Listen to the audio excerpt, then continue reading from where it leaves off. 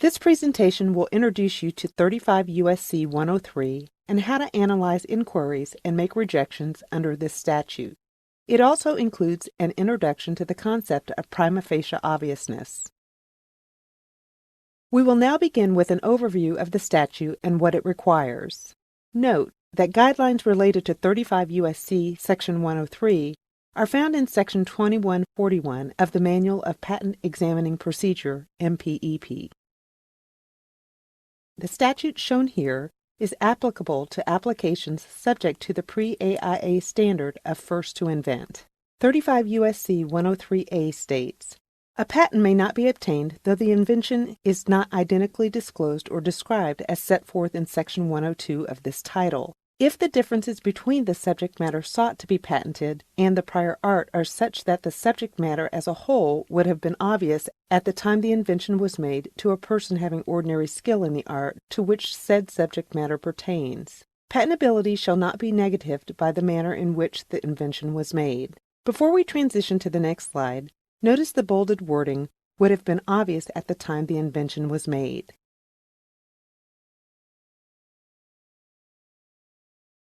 In contrast, the statute shown here is used when applications are subject to the first inventor to file provisions of the America Invents Act, AIA, which went into effect on March 16, 2013. Although both pre-AIA and AIA versions of 35 U.S.C. 103 are very similar, the difference is when the claimed invention as a whole would have been obvious to a person having ordinary skill in the art at the time the invention under pre-AIA or before the effective filing date under AIA. However, under pre-AIA examination practice, the office uses the effective filing date as a proxy for the invention date, unless there is evidence of record to establish an earlier date of invention. Thus, as a practical matter during examination, this distinction between the AIA 35 U.S.C. 103 and pre-AIA 35 U.S.C. 103 will result in a difference in practice only in a pre-AIA case that includes evidence concerning an earlier date of invention. Such evidence in a pre-AIA case is normally used to swear behind a reference already applied by the examiner.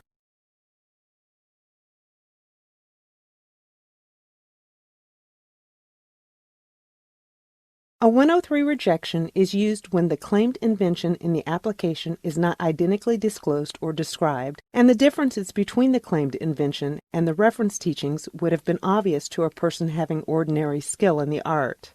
The bolded wording identifies some important concepts.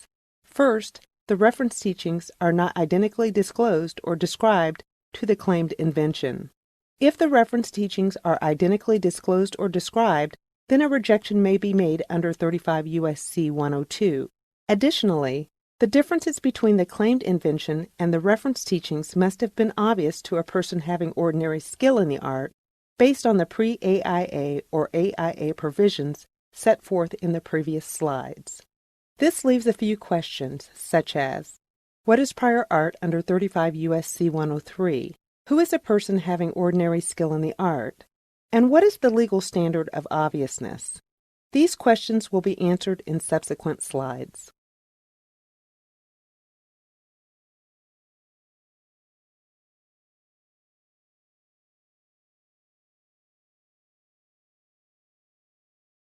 Obviousness is a question of law based on underlying factual inquiries, which are detailed in MPEP 2141. The key factual inquiries were enunciated in the 1966 Supreme Court decision Graham v. John Deere Company, which established the framework for the objective analysis of determining obviousness under 35 U.S.C. 103. The factual inquiries that must be addressed in order to establish obviousness have become known as the Graham factors. While each case is different and must be decided on its own facts, the Graham factors are the controlling inquiries in any obviousness analysis. The Supreme Court has reiterated use of the Graham factors in a proper obviousness analysis in multiple cases, particularly KSR International v. Teleflex in 2007. Note that while the ultimate determination of obviousness is a legal conclusion, the underlying Graham inquiries are factual. Examiners serve as fact-finders to locate the objective evidence relevant to the issue of obviousness and make it part of the written record. So, what are the proper questions for determining obviousness according to Graham v. Deere? Graham v. Deere set forth 4 factual inquiries for the determination of obviousness. Number 1. What is the scope and content of the prior art? Number 2. What are the differences between the prior art and the claims at issue? Number 3. What is the relevant level of ordinary skill in the pertinent art? Number 4. Does any objective evidence of non-obviousness exist? In this presentation, we will focus on the first 3 factors. The last inquiry will be covered in a later session. It involves evaluating evidence of secondary considerations, which are objective evidence of non-obviousness. This evidence may include applicants' testimony addressing considerations such as commercial success, long-felt but unsolved need, failure of others, copying by others, unexpected results, licensing, and skepticism of experts and others.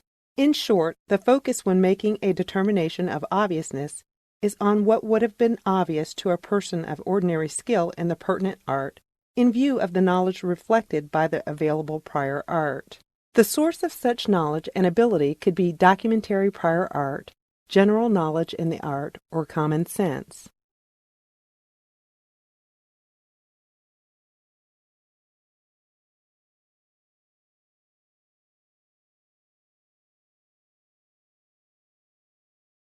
We will continue exploring how to make a determination of obviousness by taking a more detailed look at each of the Graham factual inquiries. The first inquiry is to determine the scope and the content of the prior art, which is covered in MPEP 2141.01. What is prior art for the purposes of 35 U.S.C. 103? For both pre-AIA and AIA applications, prior art includes both the specialized understanding of one of ordinary skill in the art and the common understanding of the layperson. We will describe the level of ordinary skill in the art in more depth in subsequent slides. Most 35 U.S.C. 103 rejections are made based on prior art available under 35 U.S.C. 102. References that meet the who, when, and where criteria set forth in 102 will be appropriate for use in rejections under 103. As a quick reminder, these references that meet the criteria under 102 may include references under 102A, B, and E for pre-AIA applications, or references under 102A1 and 102A2 for AIA applications. In addition to references available under 35 U.S.C. 102, examiners may rely on, for example, official notice, common sense, common ingenuity, and obvious matters of design choice. Examiners must further provide sufficient explanation to establish a prima facie case of obviousness, which will be covered in subsequent slides.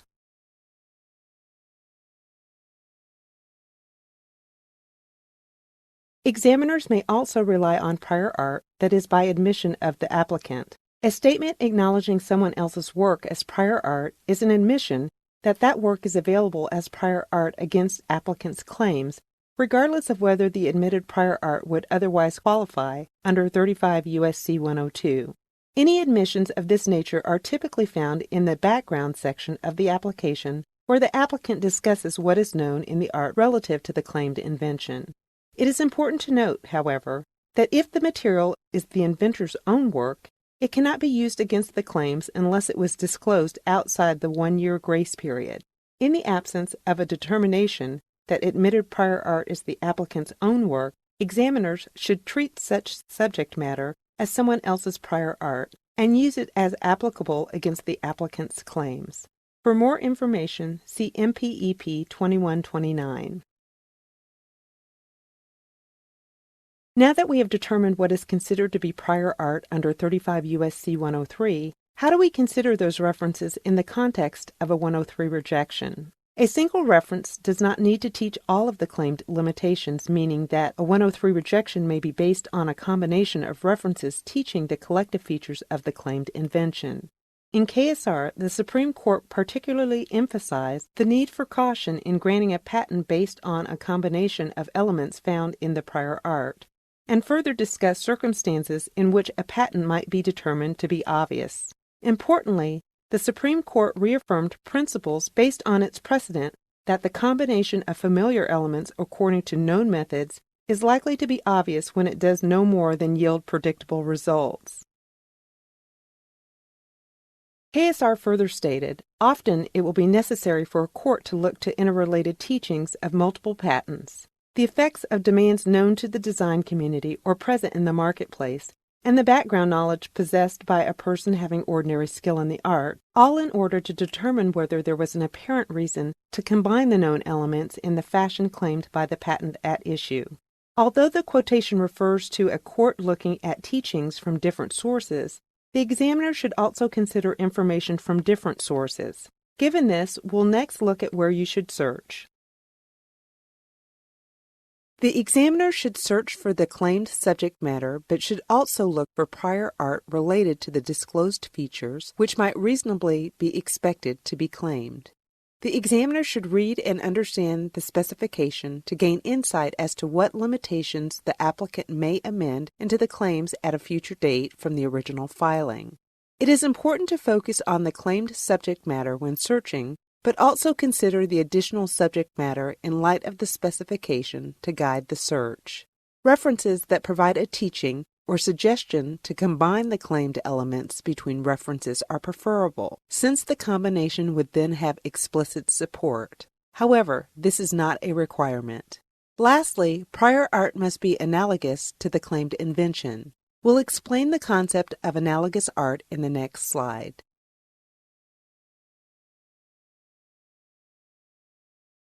In order for a reference to be proper for use in an obvious rejection under 35 U.S.C. 103, the reference must be analogous art to the claimed invention. A reference is analogous art to the claimed invention if, number 1, the reference is from the same field of endeavor as the claimed invention, even if it addresses a different problem, or, number 2, the reference is reasonably pertinent to the problem faced by the inventor, even if it is not in the same field of endeavor as the claimed invention.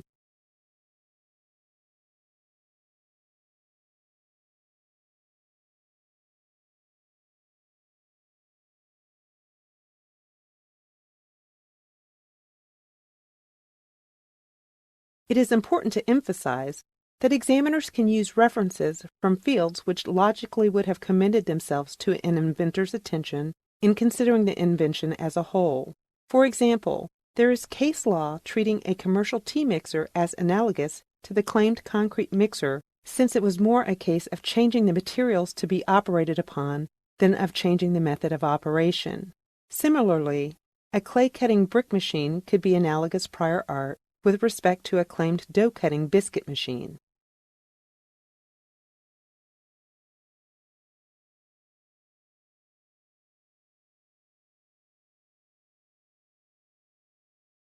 To reach a proper determination under 35 U.S.C. 103, the examiner must step backward in time and into the shoes worn by the hypothetical person of ordinary skill in the art when the invention was unknown and just before it was made. Knowledge of the applicant's disclosure must be put aside in reaching this determination, yet kept in mind in order to determine the differences, conduct the search, and evaluate the subject matter as a whole of the invention. Impermissible hindsight must be avoided, and the legal conclusion must be reached on the basis of the facts gleaned from the prior art.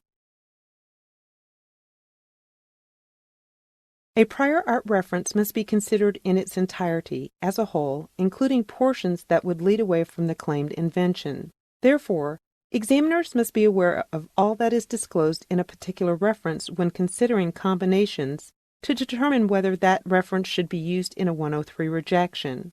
For example, disclosed examples and preferred embodiments do not constitute a teaching away from a broader disclosure or non-preferred embodiments.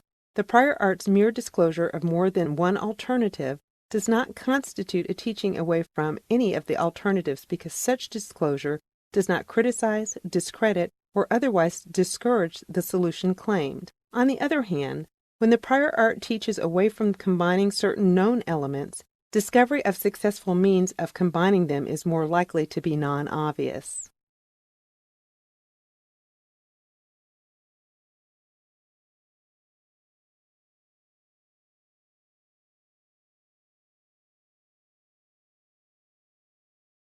Once you have determined the scope and content of the prior art, the second inquiry is to determine the differences between the prior art and the claimed invention. The name of the game is the claim. When considering a reference for a rejection under 35 U.S.C. 103, you must ask how the claimed invention differs from the invention disclosed in the prior art. In determining the differences between the prior art and the claims, the question under 35 U.S.C. 103 is not whether the differences themselves would have been obvious, but whether the claimed invention as a whole would have been obvious.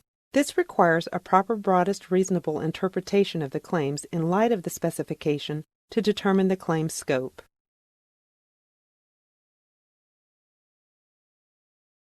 The as a whole requirement is to avoid interpreting the invention as a collection of independent parts.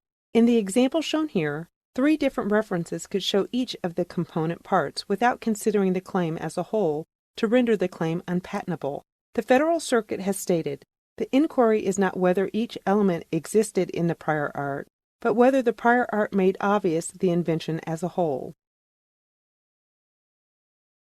Distilling an invention down to the gist or thrust of an invention disregards the requirement of analyzing the subject matter as a whole. Put another way, the inventive concept should not be simplified to characterize the invention as a collection of a few limitations while disregarding other limitations as it ignores the as a whole requirement. A patentable invention may lie in the discovery of the source of the problem even though the remedy may be obvious once the source of the problem is identified. This is part of the subject matter as a whole, which should always be considered in determining the obviousness of an invention under 35 U.S.C. 103.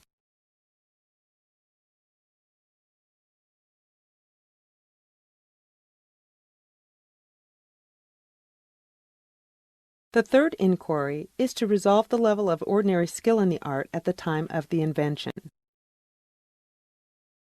The importance of resolving the level of ordinary skill in the art lies in the necessity of maintaining objectivity in the obviousness inquiry. But who is considered to be one of ordinary skill in the art? A person having ordinary skill in the art is a hypothetical person who is presumed to have known the relevant art. It is the examiner's responsibility to ascertain what would have been obvious to such a hypothetical person, rather than what would have been obvious to the inventor, a judge, a layman, those skilled in remote arts, or to a genius in the art.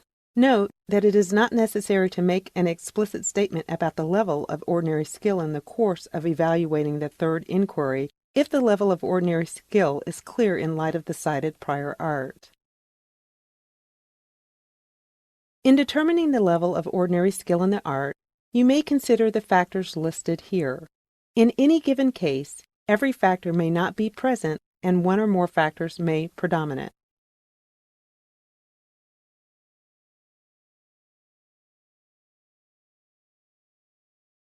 In KSR v. Teleflex, the Supreme Court stated, "A person of ordinary skill in the art is also a person of ordinary creativity, not an automaton." The court went on to explain, in many cases a person of ordinary skill will be able to fit the teachings of multiple patents together like pieces of a puzzle.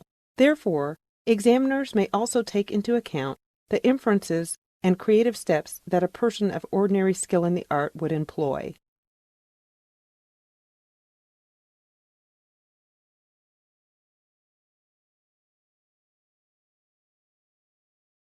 The last section of this presentation discusses the definition and meaning of prima facie obviousness. Prima facie is Latin and means at first sight or on the face of it. It can be pronounced a few ways, prima or prima, facie or facia, but the underlying meaning is that it signifies a matter that is evident from the facts based on first examination.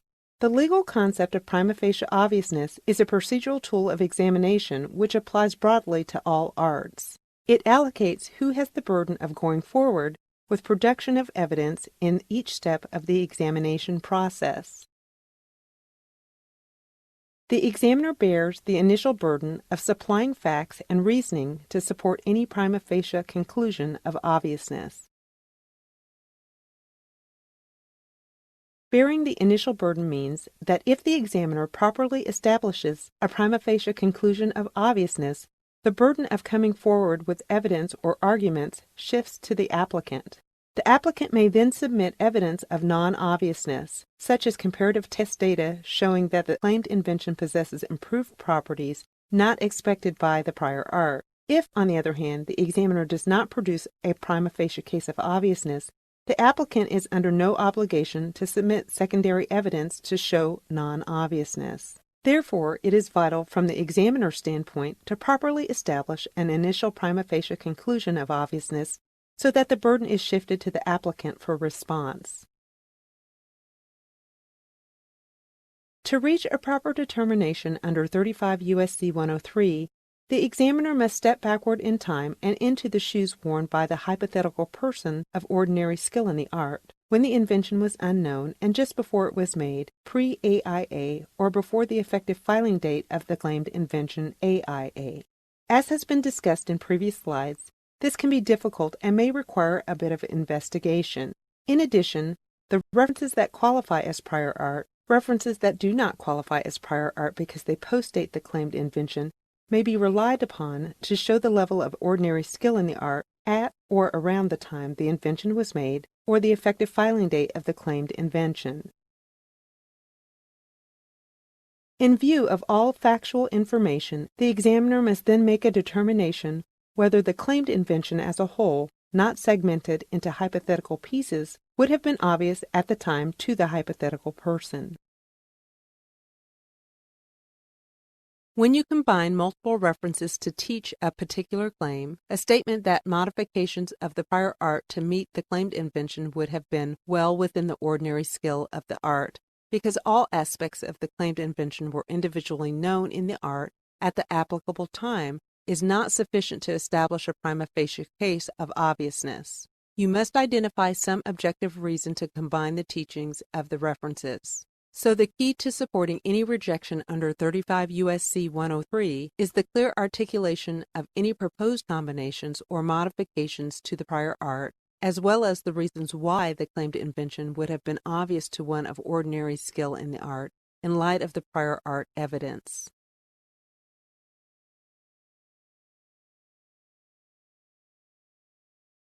A decision to make or maintain a rejection in the face of all the evidence must show that it was based on the totality of the evidence. The legal standard of a preponderance of evidence requires the evidence to be more convincing than the evidence which is offered in opposition to it. Simply put, it means that the evidence makes the examiner's conclusion more likely than not. If you determine that there is factual support for making an obviousness rejection, then you must consider all available evidence supporting the patentability of the claimed invention. This includes not only prior art references, but also any evidence in the specification, as well as any other evidence submitted by the applicant.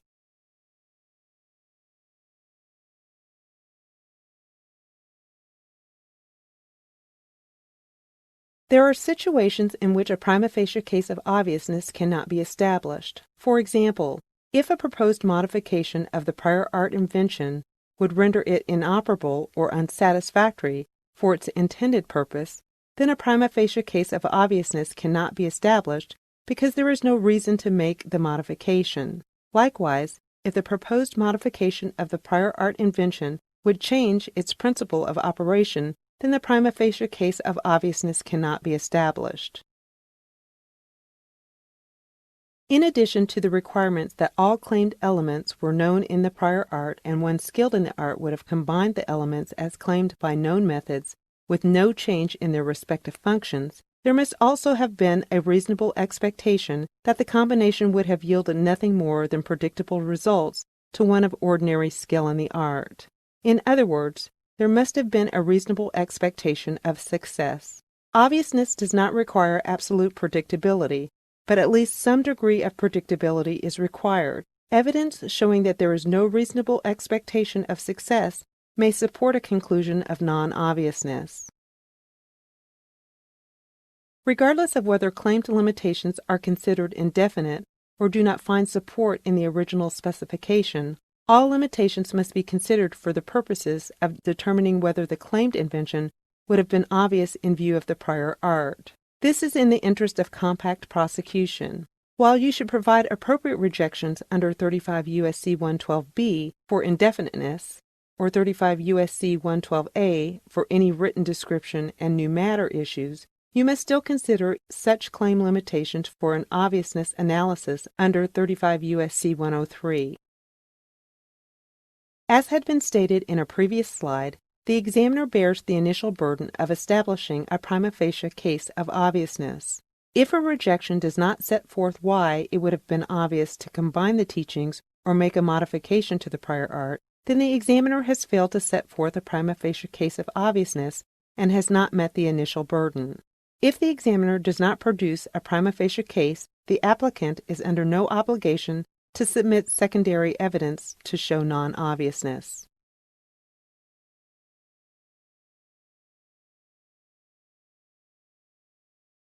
The answer to the question of why a combination or modification would have been obvious, the examiner provides a rationale. This rationale may come from a variety of sources, including a reference, reasoning from common knowledge in the art, specific principles, scientific principles, art-recognized equivalence, or legal precedent. In KSR v. Teleflex, the Supreme Court stated, any need or problem known in the field of endeavor at the time of invention and addressed by the patent can provide a reason for combining the elements in the manner claimed. You should now be more familiar with the 35 U.S.C. 103 statute, how to analyze 35 U.S.C. 103 or Graham factual inquiries, guidelines for making 103 rejections, and what prima facie obviousness is. Parts 2 and 3 of this series on 35 U.S.C. 103 will further develop your knowledge of this topic.